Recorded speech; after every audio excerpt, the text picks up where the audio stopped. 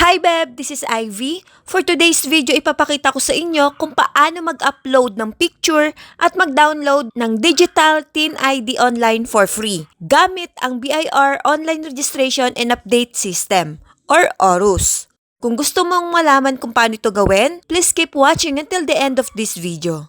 Kung bago ka pa lang sa channel ko, I invite you to please do like, share, comment, and subscribe to my channel. Don't forget to hit the notification bell para updated ka sa mga bago kong video gaya nito. Without any further ado, let's get started.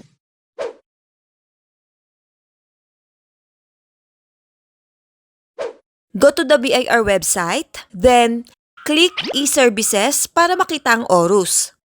After that, click ORUS. Next, select new registration. Then, choose as an individual.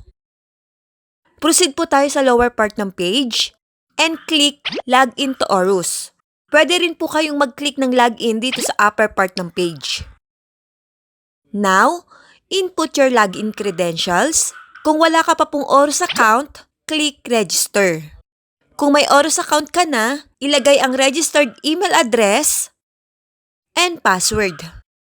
Then, i-tick ang I'm not a robot and click login. Kapag successful na ang login, automatic po kayong madadirect sa ORUS dashboard.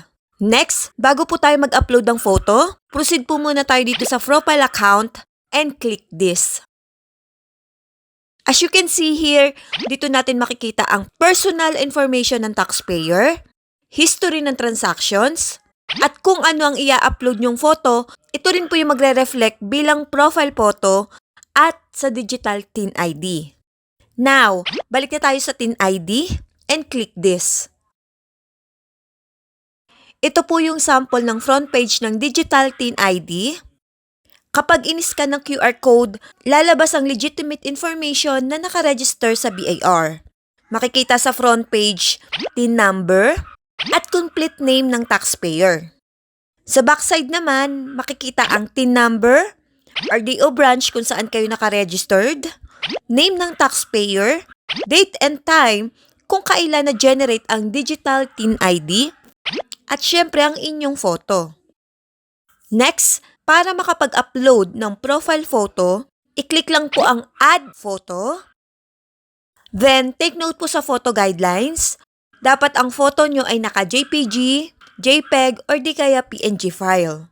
Dapat hindi lalagpas ng 10 MB ang size ng photo. Dapat ang i-upload nyong 1x1 ID na may white background at walang border. At syempre, ito ay latest photo at least 6 months. And lastly, dapat presentable ang itsura gaya ng nakaharap sa camera.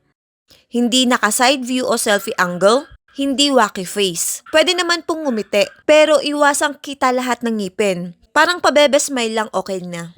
Dapat kita ang tenga, pero pinapayagan po ng BIR ang may takip bilang respeto sa rehiyon.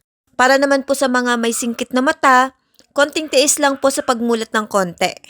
Hindi po pwede ang may accessories gaya ng salamin, headset, o face mask. Dapat ang i-upload na photo ay mismong taxpayer. Ang paggamit po kasi ng ibang photo o picture na hindi ikaw ay may katapat na parusa ayon sa BIR rules. Kapag okay na, click Proceed. Then, piliin ang photo na i-upload. Once uploaded, click Generate Digital TIN ID. Next, basahin mabuti ang prompt message. Take note, Beb, kapag na-confirm mo na ito, after 30 days ka pa ulit pwedeng mag-upload o magpalit ng photo. I-tick ang box and click Confirm. Here we go! Successfully generated na ang ating Digital TIN ID. Makikita mo na ang front and back page ng ID. After 30 days, kung may gusto kang i-update, i-click mo lang po yung Update Digital TIN ID. Para magkaroon po ng soft copy, i-click naman ang Download Digital TIN ID.